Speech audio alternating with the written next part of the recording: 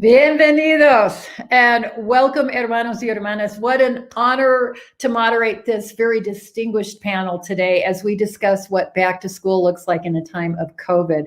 And why are we asking attorneys general to join educators in discussing back to school? Because for the first time that anyone can remember, protecting the health and safety of students and educators and families and communities have been politicized by Donald Trump and Betsy DeVos during a deadly pandemic. Medical professionals tell us the most dangerous place to be in this pandemic is in a closed, poorly ventilated building with lots and lots of people crowded together, breathing on each other hour after hour, day after day, which I will tell you is the description of my sixth grade classroom the year I had 39 kids.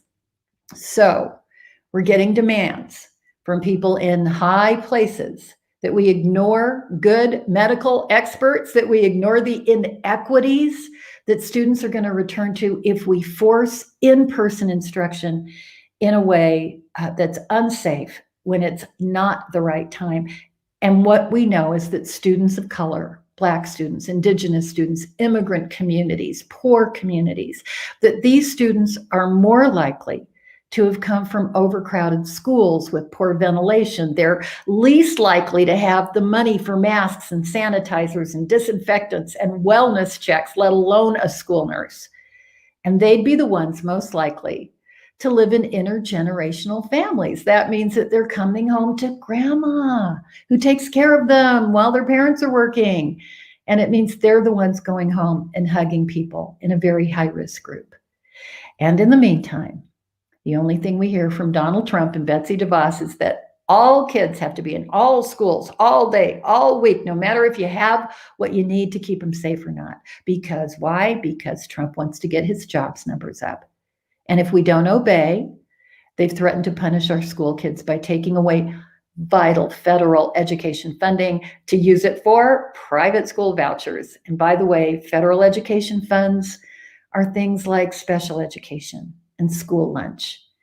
And so today we're going to talk about the equity issues of school reopening, the legal implications of school reopening. Because by the way, teachers, we want our kids back. We hate Zoom classes, maybe even more than parents do.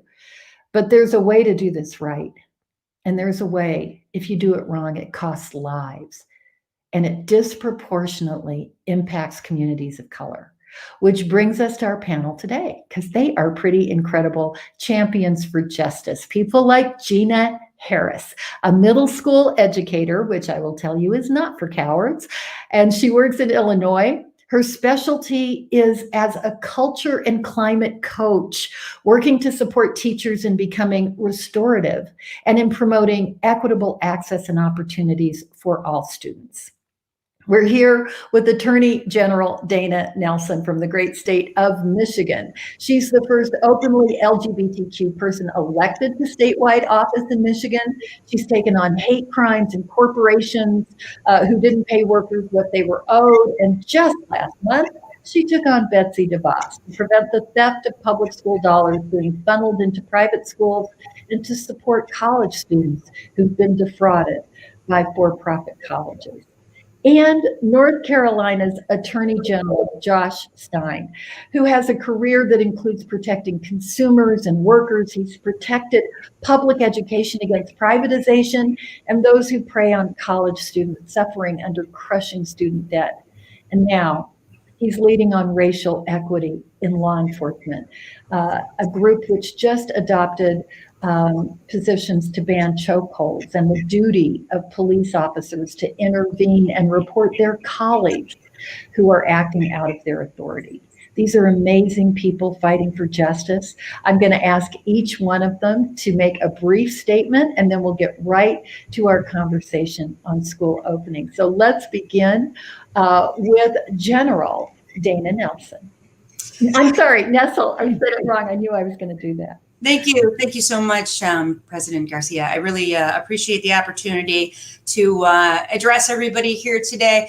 I will tell you, obviously, we're in a very bizarre time, not just in America, but globally due to the COVID-19 pandemic.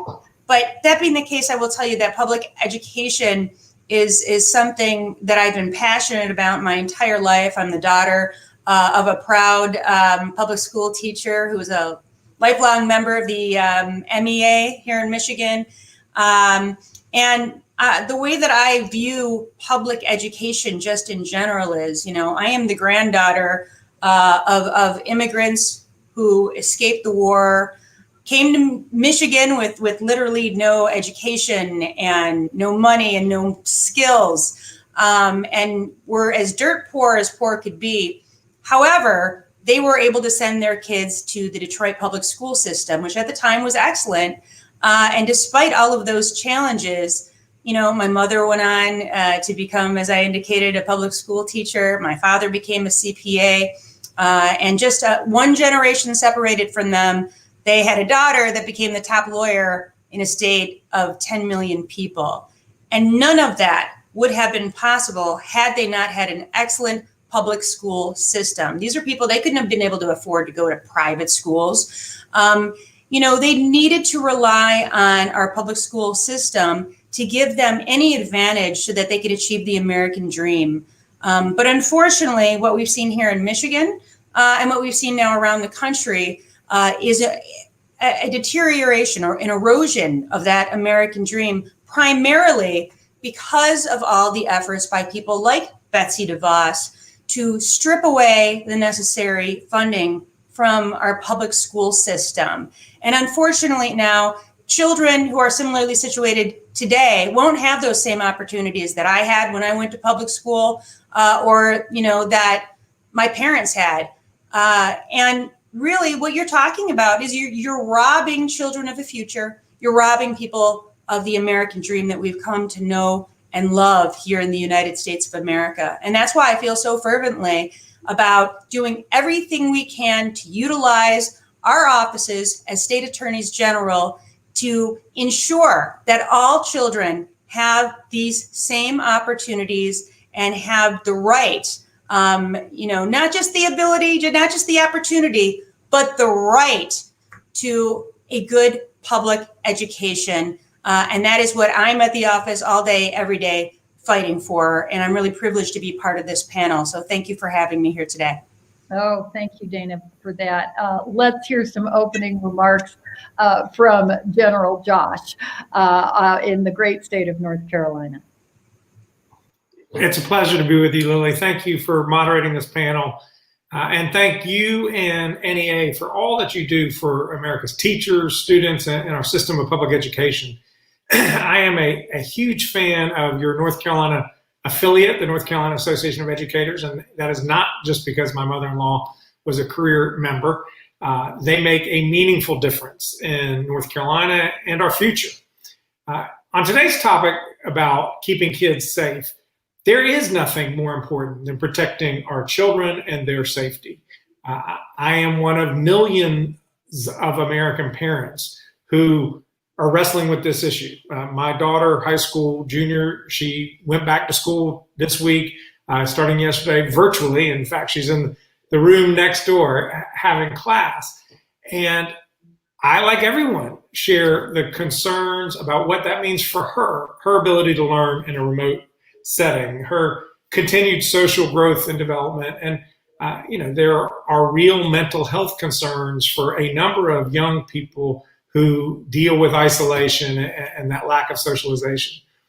But if the kids were back in school in physical form, I'd be very concerned for teachers, for staff, and the students' health. Just like you said, all the students who go home to their parents and grandparents.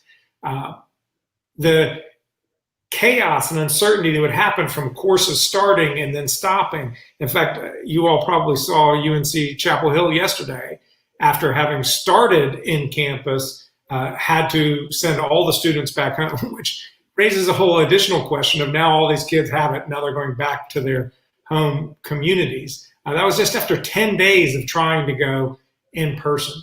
So these are incredibly tough choices that parents are having to face. I've talked to many this summer, and it's particularly true for parents who have jobs and young kids. I'm really blessed because my daughter's in high school, my boys are in college. But these parents with young kids, they feel like they have a dead end down every street they turn. But my job as Attorney General is to protect the people of North Carolina, and the coronavirus pandemic is no different. I wish we had different and more effective leadership at the national level. I genuinely wish federal leadership had not wasted the first months of this year and then spent the next additional months running away from their responsibility. But they did, and that's why we find ourselves in this situation. And so I am committed to doing everything I can to improve the situation we face. I ask myself, what can we do to keep people safe and healthy, and try to protect the economy so we can come out of it as strong as possible. I look forward to discussing all of these issues and more in this panel. Thanks so much. It's why we're here. Thank you so much. And let's hear our opening comments from my sister and fellow union justice activist, Gina Harris. Gina? Hey, thanks so much, Lily. Hey, everyone. I am really honored to be here. First and foremost, having educators in the room makes a difference in the conversation. So I just want to say it's an honor to be an educator and be here.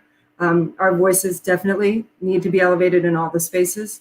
But there was something that Josh said that really hit me, because the idea that parents with children at home and having to work seems to be lost in the conversation sometimes, that we are educators at home with children and needing to work as well, right? And so I've talked to a number of educators, and this past weekend I got to be on a conversation with a whole group of educators from across the country. And one of the main things that we have talked about over and over again, and many of them, I would say, are actually going back into buildings this week, is that the fear for the safety of their students, not only themselves, but the safety of the students. Like, what do I do if one of my students gets ill? How do we handle that? Especially in schools where nurses are already scarce. Some schools districts are actually adding nurses right now, right? So there's so many pieces, and we know that in Black and brown communities, it's all been laid bare. We know, it's clear, the inequities. So the idea, though, that our education support professional members, our nurses, our social workers, people in higher education, all of the impact of what we're dealing with is not only happening in one space, it is happening everywhere, and it's being compounded. And it's being compounded because of decisions that were made at the top.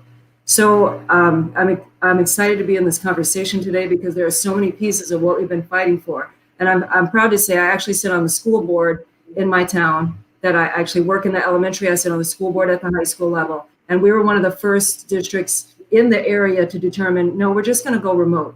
We don't want educators to have to do that back and forth business. We want to make sure that they're prepared. And I applauded our administration for saying, in the school building, the administration in the school building for saying, no, we need to be safe.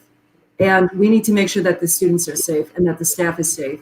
And we want to give them as much time to prepare as possible. So the safety of our students, the safety of our members, the safety of our staff, and not just physical safety, but let's talk about trauma and well-being, right? I know we're going to have a longer conversation, but there's so many layers to what's happening for us as educators in buildings, in virtual buildings even, I will say.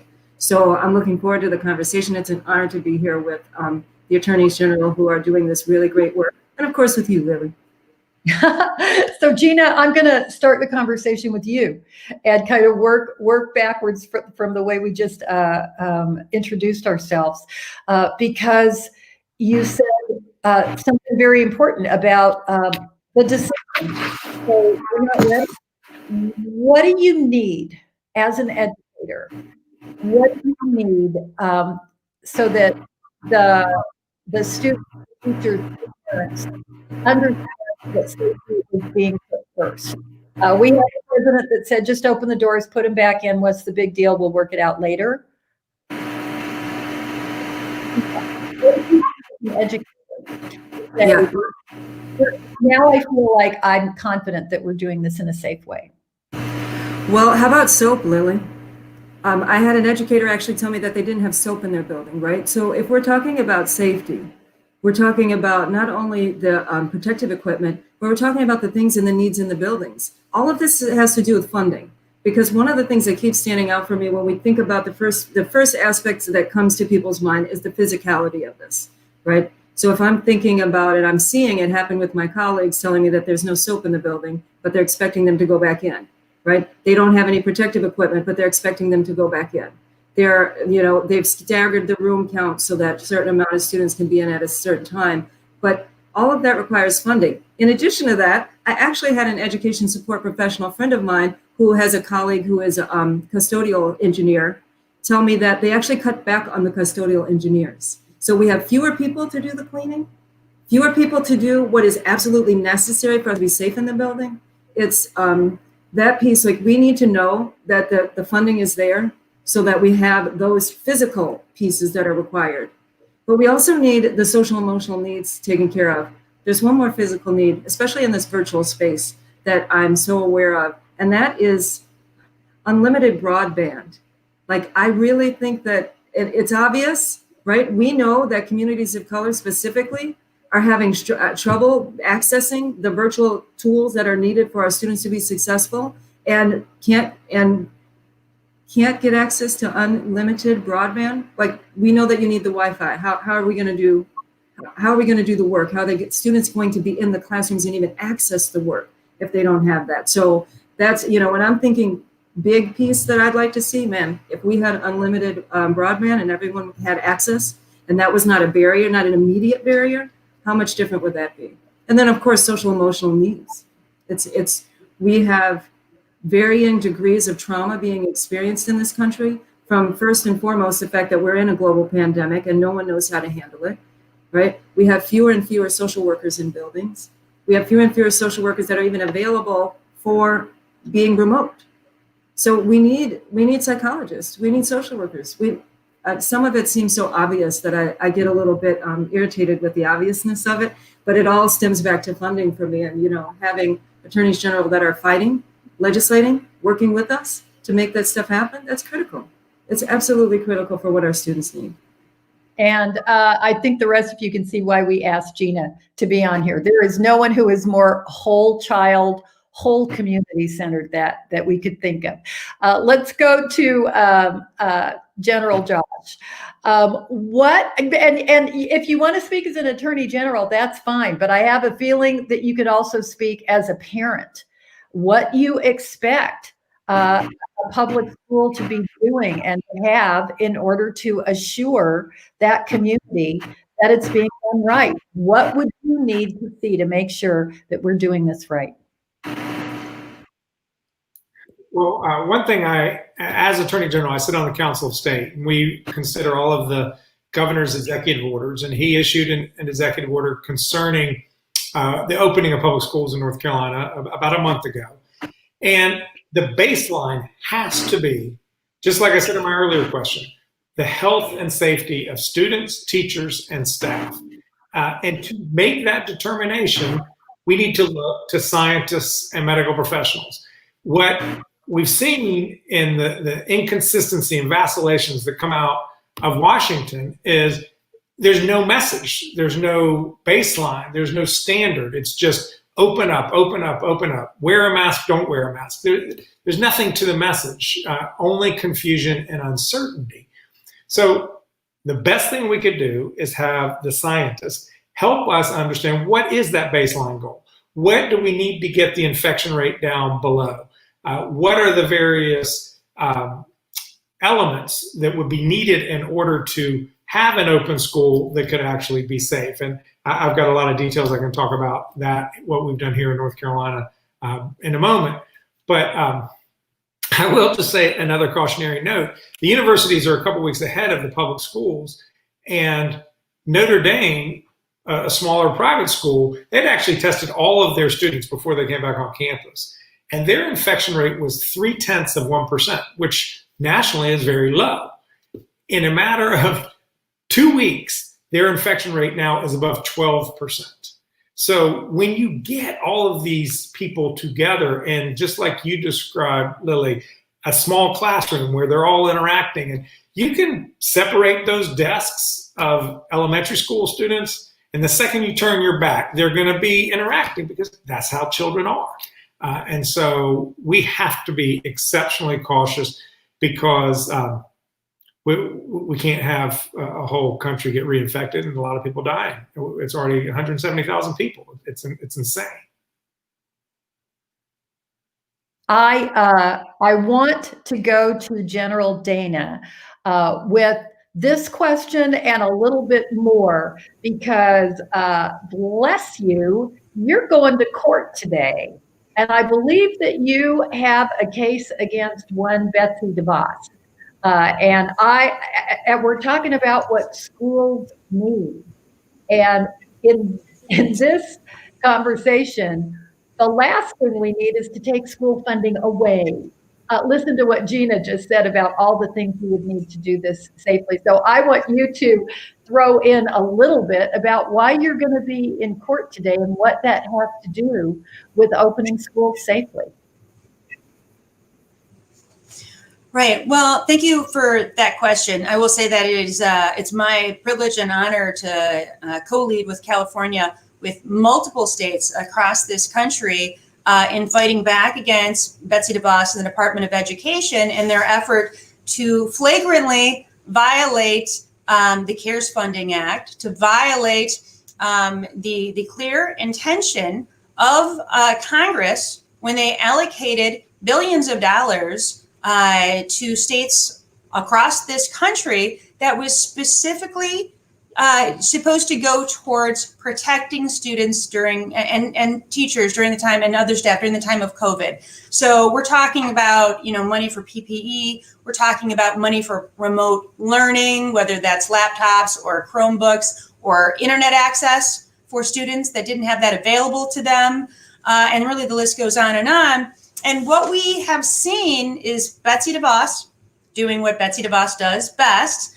And that is using this pandemic really as an excuse to promote school vouchers and to illegally divert money away from public schools into private and religious schools.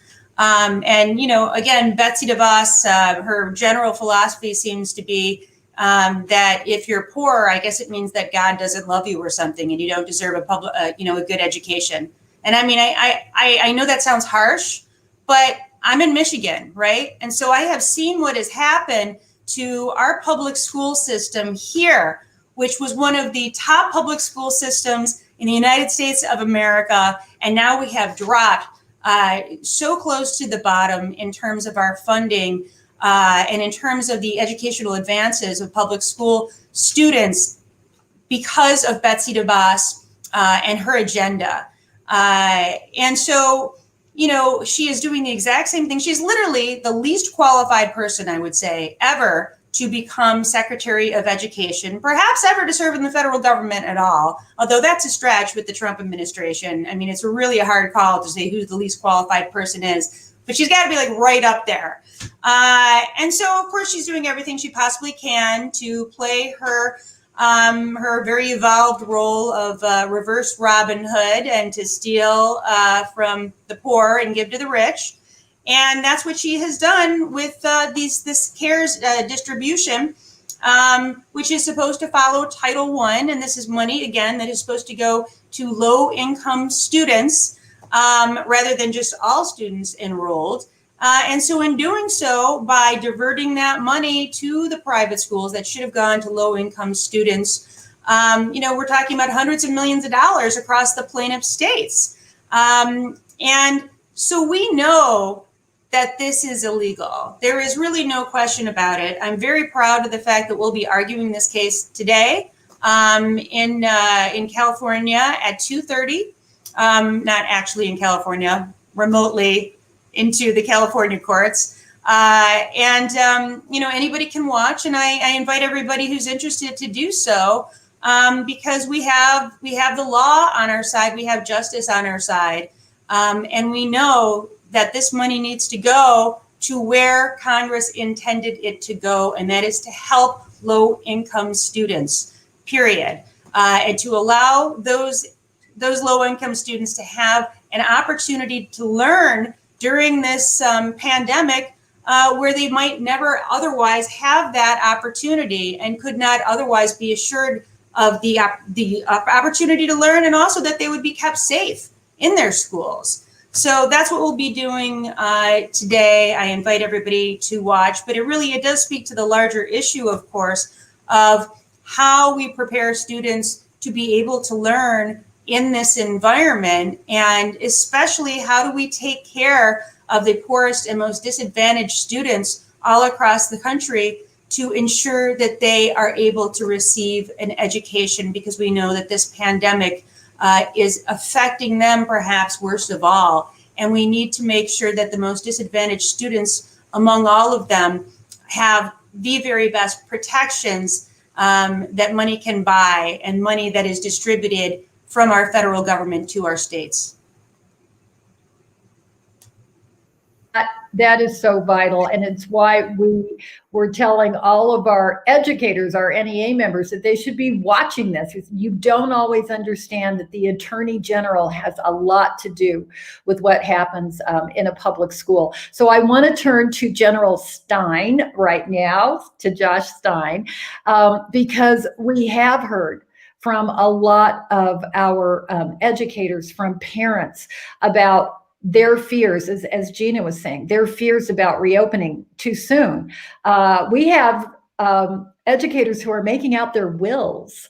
So it would be really helpful for us to hear how an attorney general in, I don't know, a state like North Carolina, for example, how do you work with families? How do you work with educators to make sure that schools are opened safely, especially when, as Dana was saying, the impact of doing it wrong is going to fall disproportionately on poor and communities of color? This is so challenging. I met a couple of weeks ago with folks from NCAE, the North Carolina Association of Educators, and they told me nothing that I didn't already know, is that teachers love their jobs. I was a teacher for a couple of years. People go into it because they are mission driven. They care deeply about other people and wanting to help them succeed. And they want to be in the classroom doing that. They know they will be better at their jobs in the classroom, but they're scared, and no one can blame them for that. Similarly, as a parent, I know many other parents, and they're very concerned about what will be the quality of the education, what will be the impact on their children's emotional and psychological development. So all of this is unbelievably real. So what I have been doing is, as Attorney General, I represent the governor, and my lawyers help have conversations with him about his policy decisions. We translate those into the form of executive orders, and then we defend those executive orders in court from lawsuits, and we've had almost universal success in doing so. The Republican lieutenant governor here in North Carolina actually sued the governor, seeking to throw out almost every executive order that has been issued to protect the health and safety of the people of North Carolina. And just last week, we won that lawsuit, thereby defending all of the protections that are put in place. As it regards the schools, I mentioned that there is a school reopening plan, and schools here in North Carolina, the local education authorities, can choose between Plan C and Plan B. Plan C is a remote learning plan. Plan B is some hybridized. The governor took off the table full-scale universal opening. The vast majority of school systems and students are operating under Plan C, which is the remote learning. My daughter here in Wake County, the state's largest school system, they are under Plan C. It's like 70% of all students are doing it exclusively remotely at the moment. But for those that are doing Plan B, there have to be a whole host of protections that need to be in place. And that's what parents demand. They want to know when their kid goes to school, there will be face coverings required for themselves, for the teachers. That there have to be limits on the number of students there. There has to be symptom screening. You have to have a place to put people when they're not feeling well. There has to be cleaning and disinfection. And as Gina mentioned earlier, all this stuff costs money, and the state has to support the LEAs in doing this work. So everybody is desperate to get back to school, but they want to know it's safe before they do so. for me, the important thing hearing Dana, you and Josh talk about these things is there is a role for an attorney general to support the community, to say, we work for you. And if we have to take someone to court to make sure they do this safely, not all attorney generals are doing that. And we wanted to lift up your stories and what you've been doing to say you can do this correctly.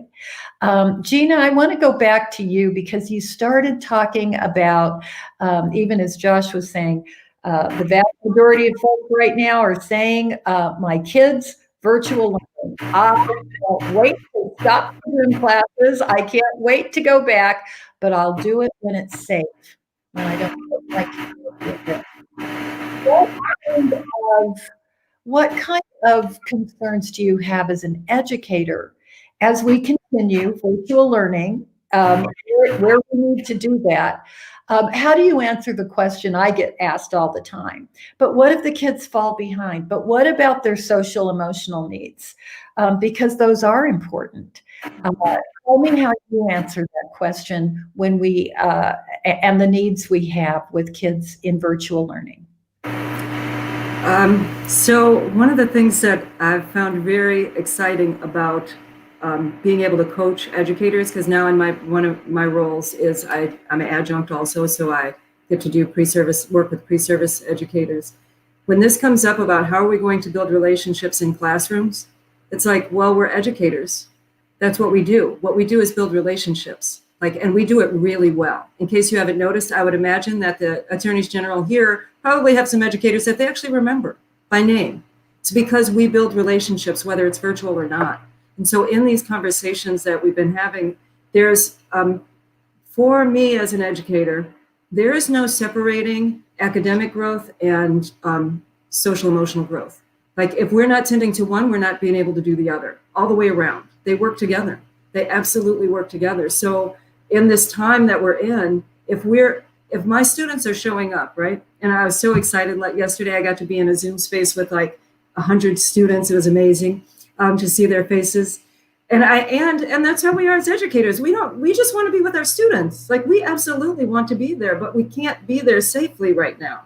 If I was to have to go into the building, then that means that I would not be able to see my daughter, who fortunately my children are grown-ups, but she's a type 1 diabetic. I can't be around her if I'm continually being exposed, right? We're not only thinking of ourselves, we're thinking about all these layers of people around us because we're about relationships. So when we're thinking about the safety, when I'm talking to a group of educators, when I'm in a space with parents and family, and students all together, because that's what it was last night, the conversation that we need to have is, our children, they're not your children, they're ours, right? Our children, who are the next generation that are going to carry our country to what it needs to be. It requires all of us working together to be able to do that, right? For them to be successful. And we need to be working at our wellness as a team. We need to be working on their wellness of the families. And as Dana mentioned, this idea that the low income, what we know, that low income families and spaces do not have as many resources. We need to be working together to understand how do we provide what's necessary. We can't just only be having a conversation about academic support. And academics are huge, right? Why are we in school? But to learn, to grow, and to be able to go off to college or to some career that we are hopefully love and enjoy. Of course, we want them to be academically successful, but they can't be that unless we've taken care of social and emotional needs. It just is not possible. I mean, I would imagine if Josh, the child who's in the other room, was right now dealing with a whole bunch of things happening outside the door, there would be a lot less ability to focus on what's happening in the classroom, even virtually. So us taking care of what's needed, right? What's truly needed. And what's needed is emotional care. What's needed is building relationships, which we're able to do. What's needed is the ability for us to be returned safely when it's possible. Thank you. Thank you so much, Gina. It is frustrating that we see so much of what's happening, that this pandemic is hurting communities that are already struggling. We teach in those communities, so we know the needs. I want to ask Dana, as an attorney general, how do you address the racial, social, economic justice needs during this pandemic? Because I still will deal so often in my little world with a reporter who lives in a very upper middle class neighborhood, working from home, maybe with 2 kids in the kitchen. And this reporter might not have given 2 thoughts about a family whose mother doesn't work on a computer, that the only technology in her home is the smartphone that she has to take with her because she's stocking shelves at a grocery store. How do you help communities see that this is not impacting all of us in the same way? And we have to care about that. So thanks for that question, Lily. I think we have to look at this issue, not just in terms of how the pandemic has affected us, but how we deal with more disadvantaged school districts when it comes to all facets of life, whatever the challenges really are, whether it's a global pandemic or whether it's any other type of incident. We know that obviously people who are going to be more impacted are going to be poor people, people of color, more financially disadvantaged people. So first of all, I just want to read to you very quickly. This is from the Michigan State Constitution. This is what our Constitution says. And this is Article 8, Section 1. The legislature shall maintain and support a system of free public elementary and secondary schools as defined by law. Every school district shall provide for the education of its pupils without discrimination as to religion, creed, race, color, or national origin. In my opinion, here in Michigan, we are not living up to that promise that is made to us in our state constitution, that obligation. And so something interesting that happened in Michigan when I took over is there was a case that had been pending against the state called Gary B.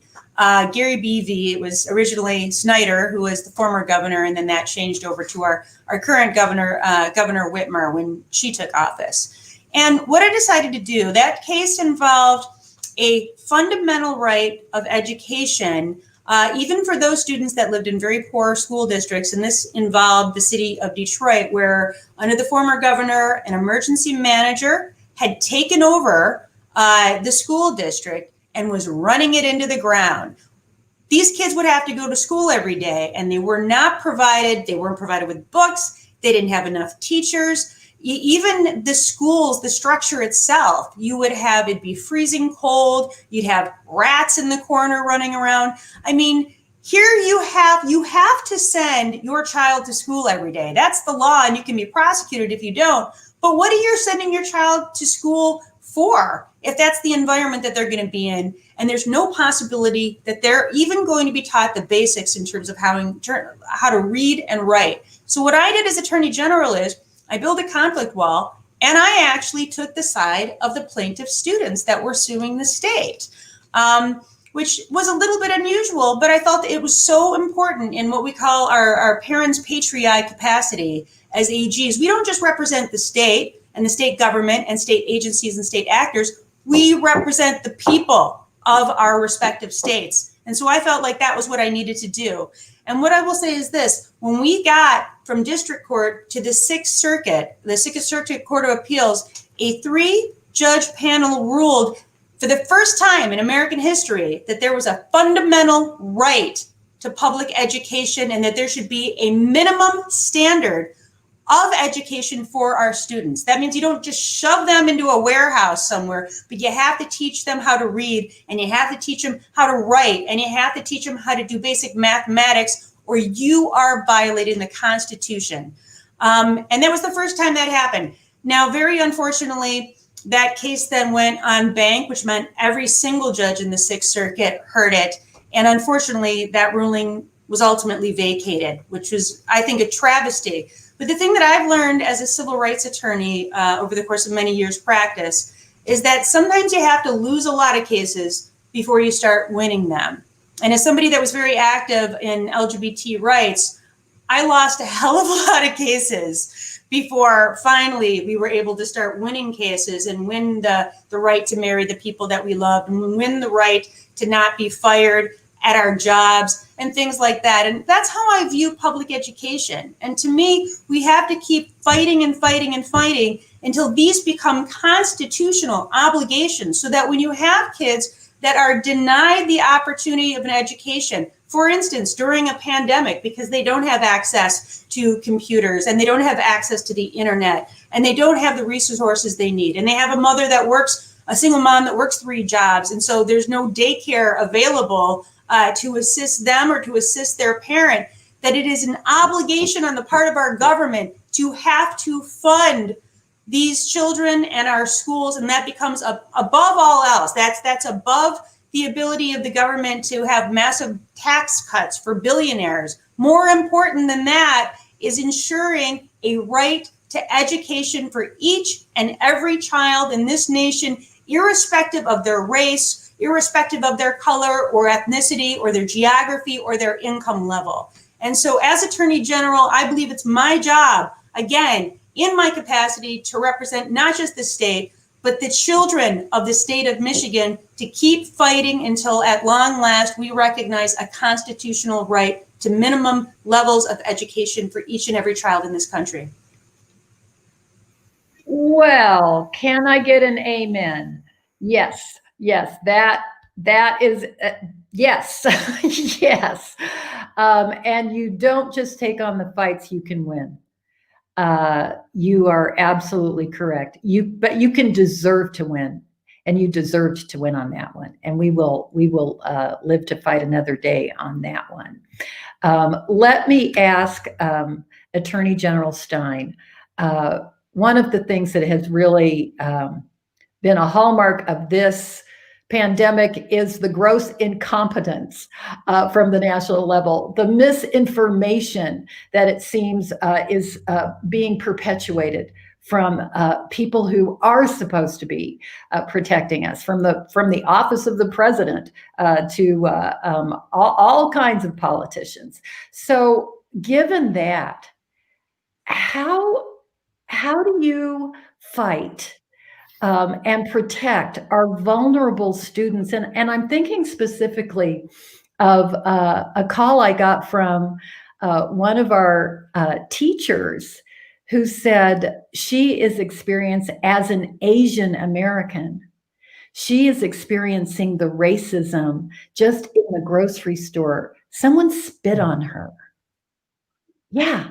And so, she said, what, we have a president that calls it the Chinese virus, the China virus, trying to distract, trying to say, see, it's those people, it's those foreigners. And we've had the racist facade of just ripped off, and now we can see it bare.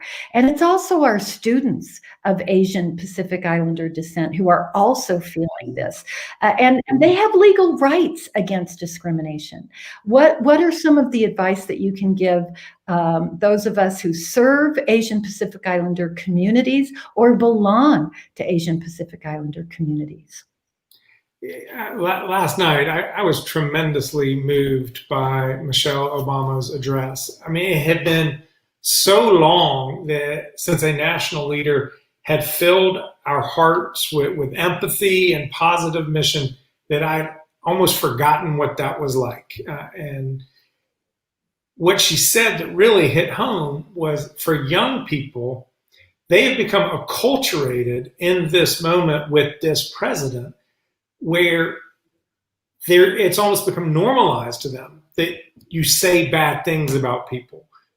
You call it the name of a flu of a nationality or ethnicity, and all of which is just awful and demeaning. And we just simply cannot allow that kind of tone, that kind of coarseness to become normal or acceptable. So the only way you can fight back at that is with truth and decency.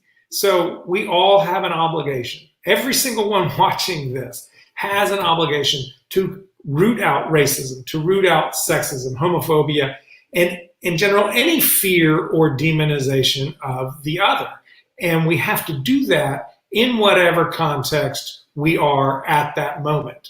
So one thing I'm doing, and I'm sure Dana is as well, is announced today that filing a lawsuit against the Postal Service because the president is putting out all this disinformation about vote by mail, trying essentially to dissuade people from having confidence in the outcome of the election. Another thing that I do as Attorney General is we play an important role in the criminal justice system. And so I asked Governor Cooper in the wake of the killing of George Floyd and the vast and overwhelming protests that swept our country to put together a task force for racial equity in the criminal justice system. And we are trying to do everything we can to take bias, to take discrimination out of the criminal justice system so that it actually reflects the ideal that's chiseled on the face of the United States Supreme Court building, which is equal justice under law. It doesn't say favored justice for white people or worse justice for black people. It's equal justice. And so that's really what it has to be. The only way you can fight misinformation and nastiness and frankly, negativity is to be true, to be kind, and to be honest, and to carry that out not only in your personal life, but wherever you have a professional context to further that as well. Thank you for that. Can I add something to this conversation? Because it's the piece that I'm like advocating for and training for every single day. Thank you so much, Josh, for that piece. What we have not said yet is the white supremacy culture and ideology that undermines the entire systems that we're operating in need to be dismantled. And in order for us to do that, we have to know what they are first, right? And so in education, we're doing all of this work. I know NEA, I'm so grateful. Like there's a lot that we're doing to make, to support our members in understanding what that system is, how it looks, how it shows up, and how we break it apart, how we actually start to unroot it. And some of the things that Josh and Dana have said have been those pieces of beginning that process. But we have to be so much more specific about it because quite clearly the tone at the top has clearly made it okay, right? I'm not saying it wasn't invented right now. This didn't just happen, right? Our educational system was created to do what it's doing. So our process of undoing, right, dismantling this white supremacy culture and ideologies, and so that it becomes common conversation, like, wow, this is what's happening. In order for us to do something different, we got to talk about it and break it down. So I'm just grateful to hear the work that they're saying that they're doing, because what I know is that every single part, every single structure in the systemic structural racism that happens in our systems is being impacted by that work. And so wanting to know and see it and feel it in our school buildings, right? So that our students every single student knows that their life is important, right? That Black Lives Matter and that where they stand and sit they need to be there. So I just wanted to toss that in there. So I'm grateful to hear that work. Well, and I appreciate that, Gina. For our attorneys general, you can see that teachers, we raise our hand and we have to speak out at no matter what, especially when it's something that's important to our kids. And one of the things that we know, I want to go, Dana, to you, because the last time I looked, it was illegal for school districts to print their own money. We really frown on that. And so the attorney generals, especially the Democratic attorney generals, they have a platform that talks about equality, that talks about exactly, Josh, what you were just saying, equal justice. For us as educators, that equal justice means equal resources, equal access and opportunity. And that costs some money. Nobody's giving away disinfectant masks.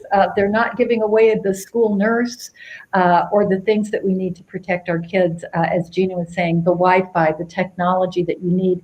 If it's not safe to go in school and you have to learn from home, that costs money for families that don't have money for those kinds of things. So can you talk a little bit about how the law, how equality and equal access and opportunity can be a way where we can get the resources that we need to keep our kids safe in this pandemic and still keep teaching and learning going. The school building's closed, but that doesn't mean teaching and learning stops.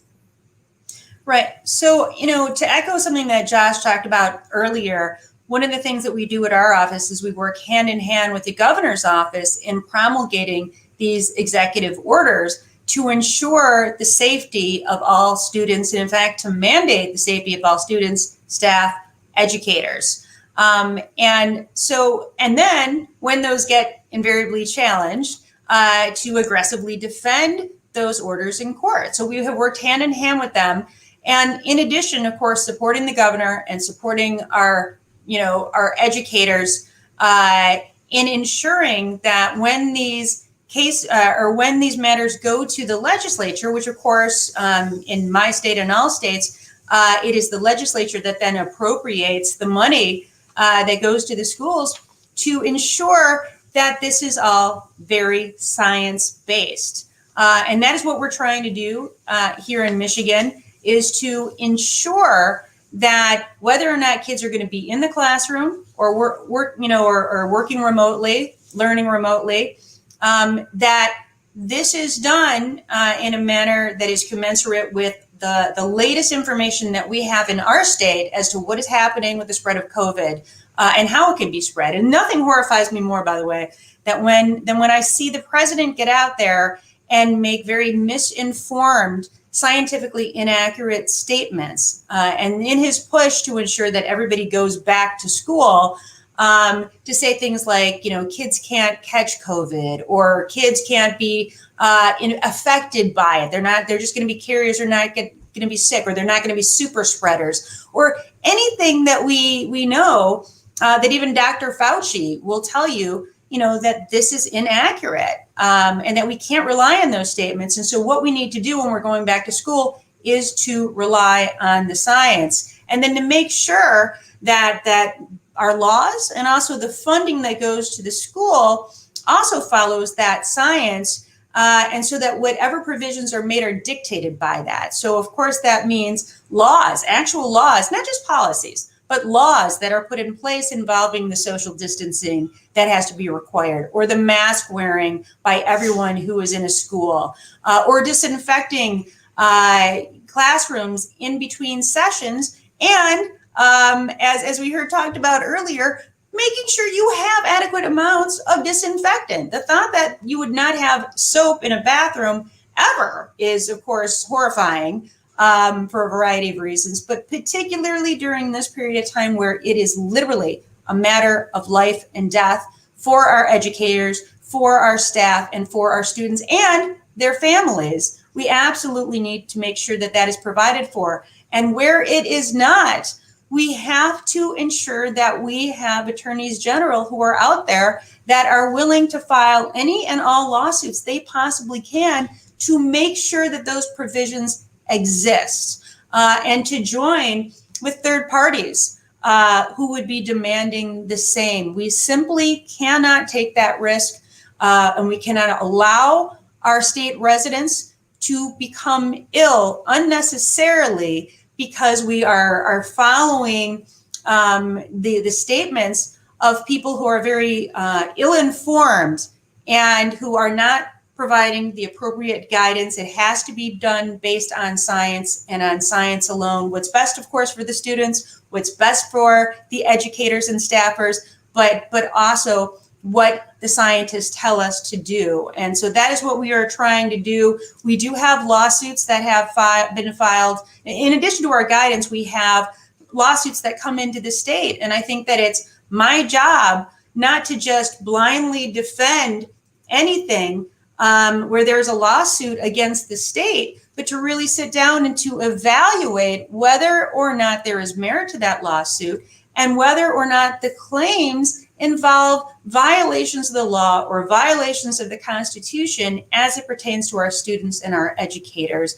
And so that ultimately we are sitting down and we are making sure that we do the right thing and we do right by everyone who either works at or attends a school in this state or in this country. So I can't believe that we're already come to the end of this, because I have like 72 more questions that I would like to put to you. And I'd like to have any of you defend me in a court of law, including you, Gina, because I know that you would do a good job with that too. I want you to, each of you, to take just a moment, literally 60 seconds, take a minute. And for the people who are listening, and they're not all members of the Democratic Attorney General's Association, we asked a lot of educators and a lot of parents. They should be watching this today.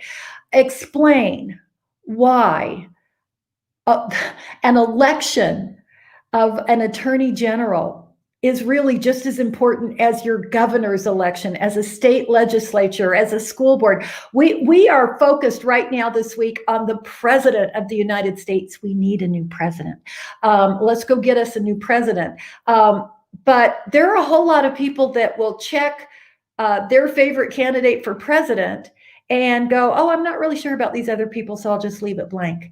And sometimes they have not thought 2 seconds about how important the top lawyer in that state is to their families. So I want Dana and then Josh and then Gina just to give us, give the audience your best closing argument about why it matters who the Attorney General in your state is.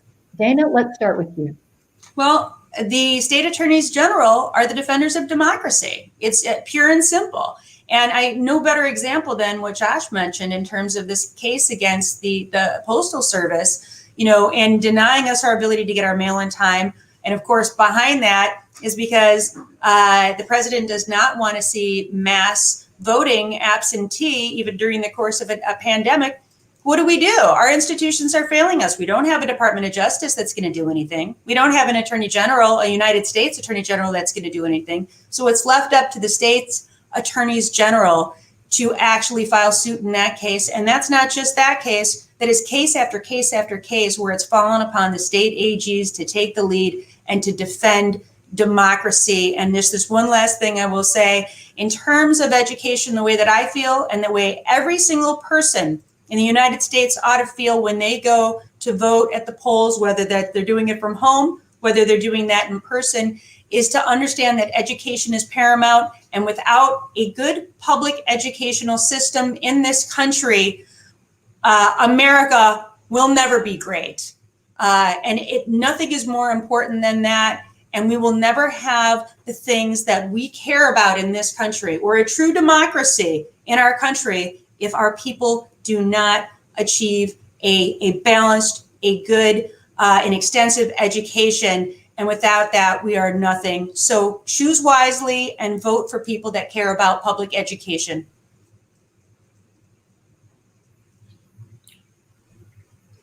Lynn, thank you. What a pleasure to be with everyone on this panel.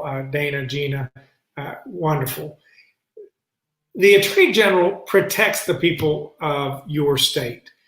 And we do this work in a lot of different ways. We promote public safety. I'm working on combating the opioid crisis. We have an unbelievable number of untested sexual assault kits in North Carolina. I'm active in trying to reform our criminal justice system so it treats everyone equally. We protect seniors from fraudsters and robocallers, protect consumers from companies that are trying to exploit them for unfair profits. We hold polluters accountable to keep your air and your water clean. And we protect folks' fundamental rights, whether that's the right to vote, going after the Postal Service for getting in the way of voting, partisan gerrymandering, which has been terrible in North Carolina, protecting people's ability to go vote early in North Carolina, or it's fighting discrimination wherever we see it, or it's defending people's constitutional right to a sound basic education. North Carolina has a similar provision to Michigan in our state constitution. And on behalf of the governor, we have worked with the plaintiffs to come up with a commission and come up with a series of recommendations to have a guarantee of a sound teacher, a sound principal in every school, and an opportunity for every child to get a sound education. So the role of AG is so much broader than many people appreciate. And you really want someone in that slot who cares deeply about the people and not the powerful interests on the other side.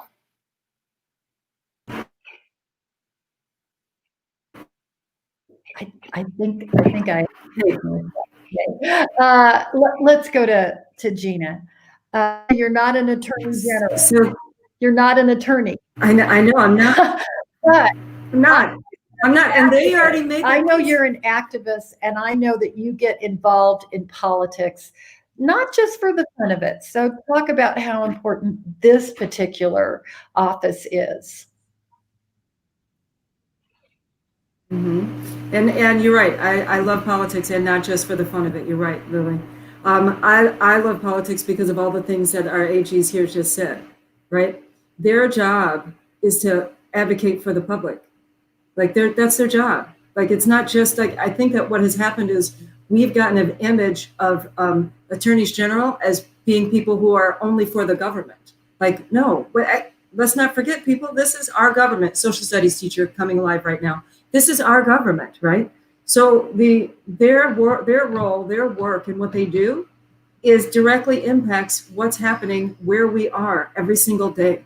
So I think that even for me, I went to revisit our Illinois State Attorney General. I went to go visit his website to see, like, oh yeah, because I knew that there were things that we had been working on statewide. And I think that if folks took time to actually look at, wow, I'm dealing with this, and this is what my Attorney General is doing.